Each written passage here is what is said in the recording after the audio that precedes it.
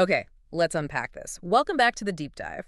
Today, we have a really unique set of source material in front of It's us. definitely not the usual. Not at all. It's not a research paper, not a market report. It's an excerpt that tries to define inspiration.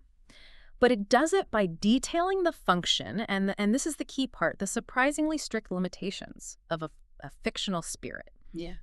a mascot named Sparky. Right. Our mission is to treat this like any other deep dive. We're going to quickly and, thoroughly extract the core nuggets of knowledge from this material. Forget the cutesy visual for a second. We are analyzing the set of rules applied to the spirit to understand what the source is trying to tell you about the true, well, the volatile and delicate nature of creativity itself. That is precisely right. I mean, Yeah. even though the source uses a mascot, which seems simple, it provides this fascinatingly effective framework for looking at some really complex cognitive states. By giving it a body. Exactly. By giving inspiration a physical form with these very specific limitations, a vulnerability here, a weakness there, we can get a much better handle on why our own moments of creative breakthrough feel so fragile so often. So where do we start? Well, we'll start by analyzing the definition of inspiration they give us, then we'll introduce its embodiment, Sparky, and then some more. Then we'll spend most of our time dissecting those surprising limitations. The central question for you, the listener, has to be, what do these specific rules tell you about how to protect your own moments of insight? All right, let's do it. Let's define the feeling first. The source material kicks off with this really wonderful, immediate positivity. It describes how sometimes amazing ideas can pop into our heads. Yeah, that feeling. It frames every new thought, no matter how small, as having the potential to, and I'm quoting here, turn into a true masterpiece. It's all about that initial rush. It is. It's about that instantaneous recognition of what could be. And that feeling is called inspiration, which the text defines as the moment when a spark lights up inside you and the whole world is filled with possibilities. It's pure, unadulterated potential. What's fascinating here is that definition. Hmm. It overwhelmingly emphasizes potential and possibility. At the work. Not the work, not the execution, not even the effort. It defines inspiration as this internal state, a moment of vision, a world suddenly full of doors. But it doesn't mention the sweat equity or the hours of planning or the discipline that has to follow that initial flash. Good point. So this burst of inspiration is a feeling, a state of being. And the source makes it really clear that this moment isn't just some abstract idea, it's embodied by a spirit. And that brings us right to the spirit itself, Sparky. This mascot is explicitly introduced as representing the spirit of inspiration. It's designed to embody that idea of sparkling creative potential. A physical manifestation of it. Yeah, right. And the Sparky's primary function, it sounds like the ultimate promise for any creator, to take literally any thought and convert it into something amazing. If inspiration had a job description, that's pretty much it. But, and this is a huge but, if we're really doing a deep dive, we have to stop at the crucial qualification that comes right after that. I know exactly where you're going. The source says Sparky can turn any thought into something amazing, but then it immediately adds this massive caveat. Well, almost. Well, almost. Okay, I have to stop you there because that word is so important. If Sparky's job is literally, as the source states, to support inspiration around the world, why undercut its power immediately with almost? Isn't pure inspiration supposed to be limitless? It's the most telling detail in the whole text, I think. Yeah. That one word, almost. Yeah. It's so powerful because it immediately sets a boundary.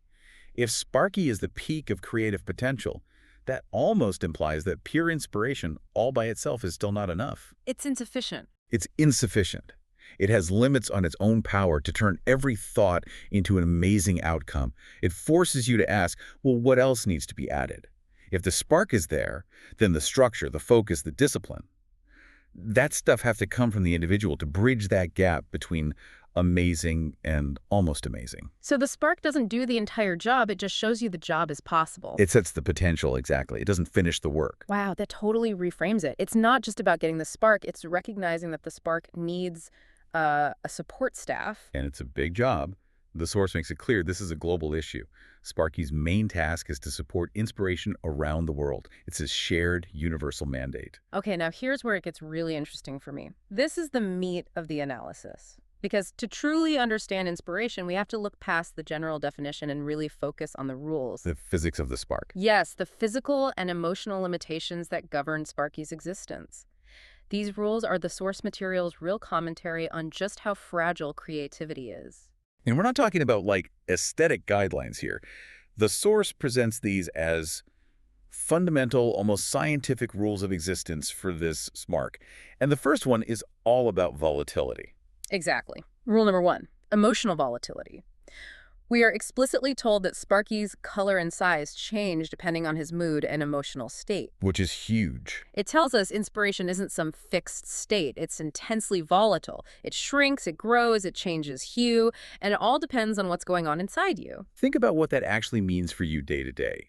If inspiration size changes based on your mood, that means when you're feeling anxious or discouraged or just bored, Yeah. the scope of your ambition literally shrinks. The spark gets smaller. Your spark gets smaller, or it dulls, making big projects seem impossible. So the color is the mood and the size is the scope of ambition. If you're stressed, the spark might shift to, I don't know, a dull gray, and its size, the reach of the idea, it just contracts.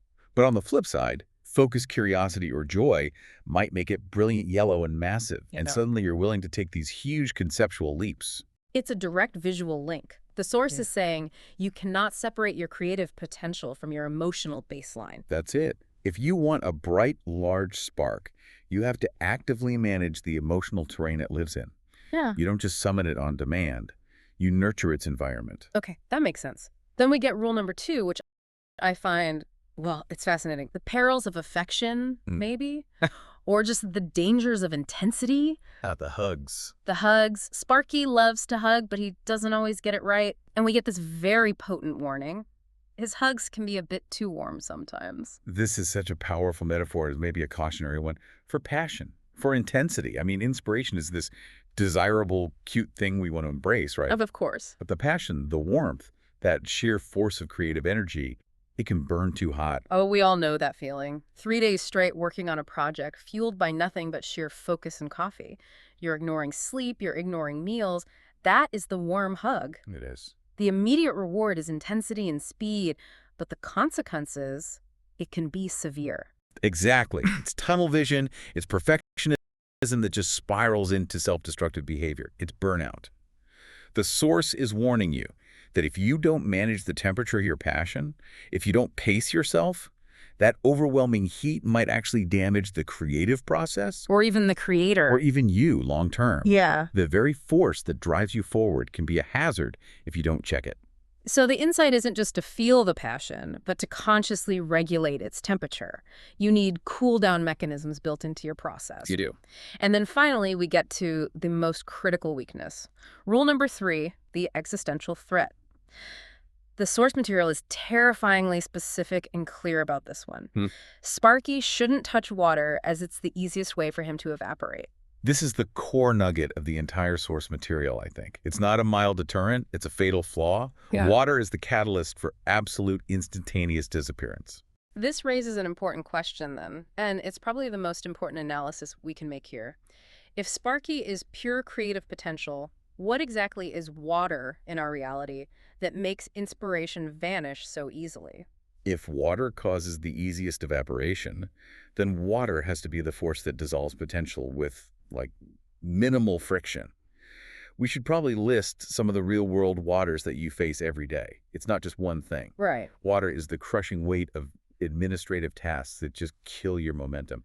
It's the subtle, constant flow of cynicism or doubt, whether it's internal or from other people. Social media comparison for sure. Oh, absolutely. That culture that makes your idea feel tiny and inadequate next to a million others. Even perfectionism that convinces you the idea isn't good enough to even start. All of those things can just extinguish potential instantly. You know, I think we often assume the enemy of the creative spark is fire-like, big hardships or obstacles. But the source says it's water. It's the overwhelming, cooling, systemic pressures that are the biggest threat. The fragility of the spark is its core identity, and we have to protect it from those dampening forces. And that shift from just analyzing a metaphor to applying it to our lives, recognizing toxic feedback as water, that's where this source material actually gives you something actionable. It really is. Okay, so let's bring the discussion back to the larger purpose of Sparky. The source doesn't end on a note of, frailty. It comes back to that global mission to support inspiration around the world.